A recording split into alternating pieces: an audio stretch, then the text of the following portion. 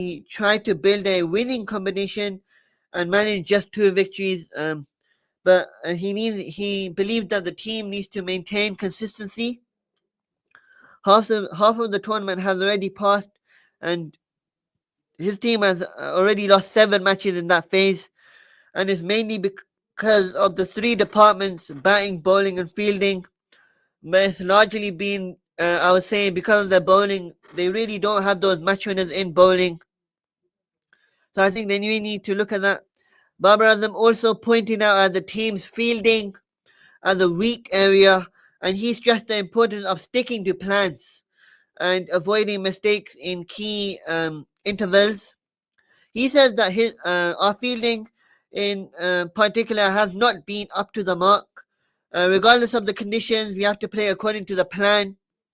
You know, but it's important to ensure we don't lose wickets at important moments of the game. And he believed that losing crucial wickets at important moments of the game, as well as dropping catches, is the reason why Peshawar Zalmi have struggled in this tournament so far.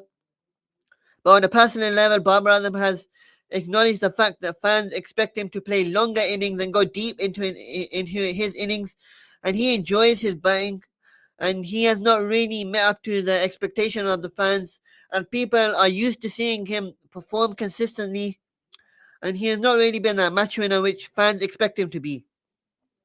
He says people want him to stay longer at the crease. The expectation of him are high, and they do enjoy his short innings, but he believes that's not good enough, and he's not been able to play long innings as per his expectations, and he makes many mistakes, he believes, and he's trying to correct them in the net sessions and training sessions.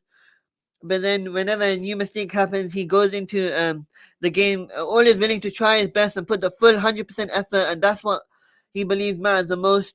And he believes that it's important to stay very focused, and when he stays very focused, that's where he's able to perform very good.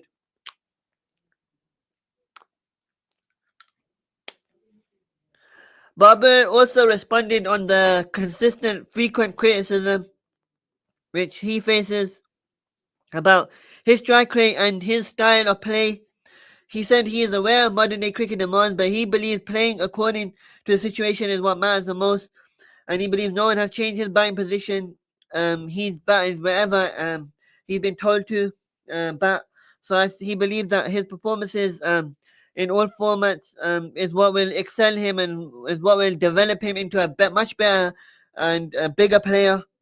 And he never had any personal goal, whether it be an opener, whether it be bang a number 6, number 3, number 4. Barber has always looked to play for the team, and he always wants to focus on his performance instead of just speaking about his performances. So he spoke about switching different formats. Barber said he doesn't think T20 cricket has affected his ODI game. He still holds ODI cricket in high regard, and he has delivered some of the best performances in the format. And then, speaking about the next topic, which is the next topic is about Pakistan's new head coach, and according to sources, Mike Hassan is a leading candidate for the role. Mike Hassan of New Zealand has emerged as a strong person for the role. Hassan, who is currently the head coach of Islamabad United in the Pakistan Super League, he's been considered for the position, mainly leading Pakistan's white ball team. The PCB is currently awaiting the application deadline to be closed before making the final decision. The new head coach's first assignment is likely to be the upcoming T20 series against Bangladesh. The series will consist of 5 matches, 3 in Lahore and 2 in Faisalabad. The Bangladesh team is scheduled to play, as I mentioned earlier. They are scheduled to arrive in Pakistan on May the 21st. There are also reports suggesting, according to credible sources, that there is a possible inclusion of Saib Zada Farhan, who's been amazing in T20 cricket in the last few months. I mean, 5 T20 hundreds he scored in the last few months. He's been nothing short of extraordinary in T20 cricket. And Hussain Talat, who has also been in and out of the Pakistan team, he's been in domestic cricket for the last 6 to 7 years, performing consistently. His performances and his uh, consistent performances and his progress has what is what could lead him to a national call-up. And then Hassan Ali, the generator, the experienced fast bowler, who has won many matches for Pakistan. His performances in the recent PSL have been very good, and he's one of the leading wicket takers as well, which is why he is being considered for a place in the Pakistan team. And then Rana Fahim Ashraf, the Pakistan fast bowling all-rounder, he's performed very well in the PSL as well, which is why he's being considered for as the all-rounder's main all-rounder Pakistan team, along with Pakistan's young upcoming fast bowler Ali Raza. He's being considered as well. So the next topic is about the England Cricket Board, as they are considering former England international Tim Southee as their fast bowling consultant for the summer. And this is because James Anderson has held the position because since he's retired last year from Test cricket, he's really been unavailable. This is because of his playing commitments, which he still has a passion to play for Lancashire. I mean, James Anderson must be 42 or 43. A fast bowler playing at 42 or 43 at high level cricket is a rare sight, to be honest.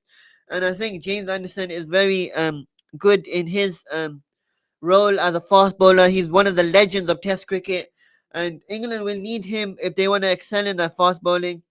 But Tim Southee is a very good person for this role because he's been one of the best of this generation in Test cricket when it comes to fast bowling, seam and swing bowling in any condition.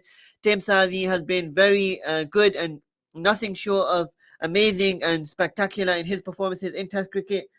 Um, he has a good bond with England head coach Brendan McCullum, and they have both played for the New Zealand international cricket team. So they have that good connection, which will be very important for their success and for their team cohesion in order to ensure that England continue their um, wonderful progress in when it comes to baseball cricket and playing fearless cricket and with a good intent. So if Sadi joins the England setup, he will be the third New Zealander on the staff role alongside McCullum and assistant coach Jitan Patel.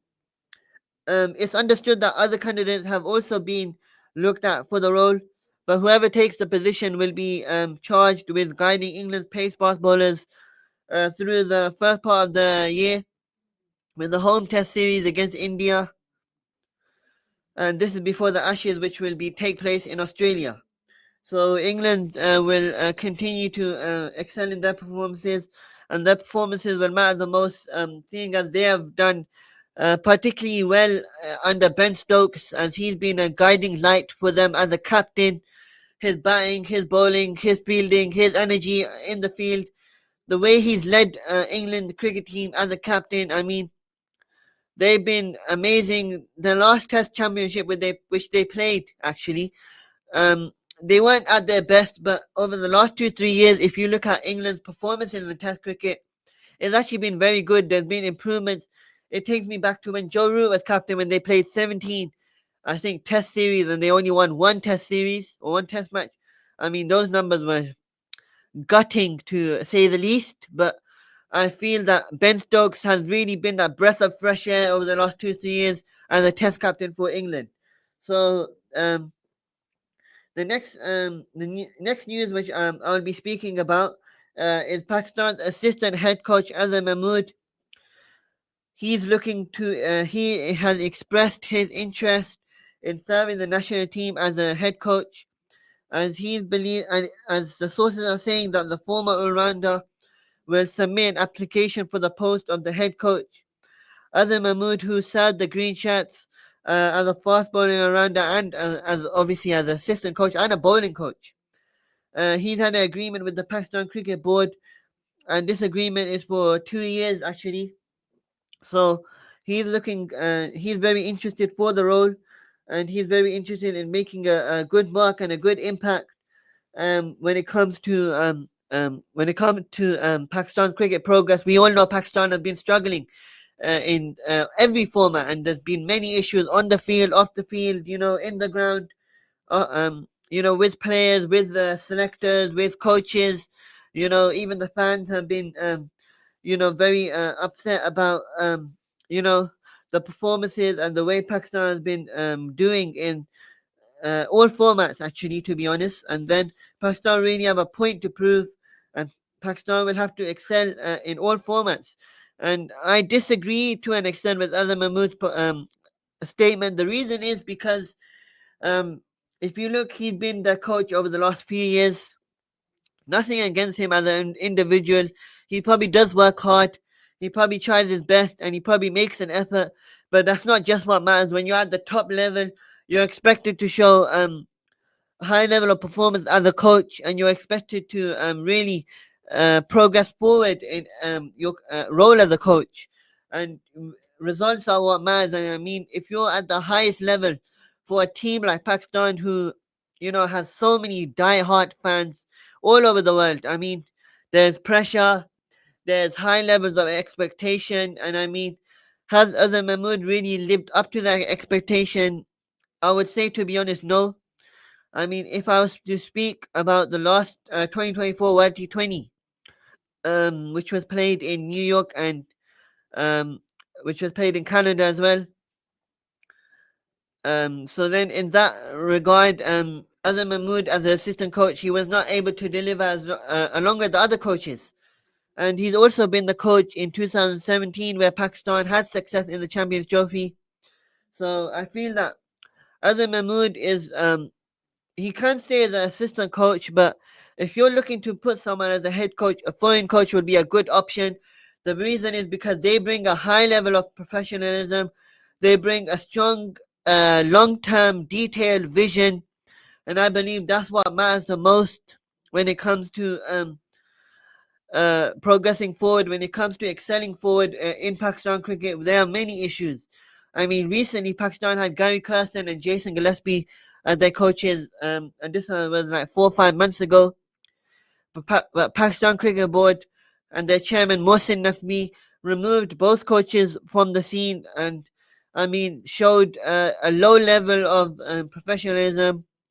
And I would say there was so many dislikings and likings, which is not what we want to see, to be honest, in Pakistan cricket, in international cricket, because Pakistan are seen as a cricket board, as a cricket nation who always have good fans turn up to the games, and if they wanna if they wanna do very well in their upcoming games and international cricket, if they wanna prove themselves as a better team in all demands, financially, economically, and performance-wise, they will have to really have the best coaches, the best selectors, and the best players. So this wraps up today's show. I hope you learned a lot of new knowledge about cricket. This wraps up today's show on Pitch Talk. If you do have any questions for the next show, feel free to phone Inspire FM on 01582481822. So stay tuned for the latest cricket updates and discussions. Until next time, Assalamu alaikum wa rahmatullahi wa barakatuh.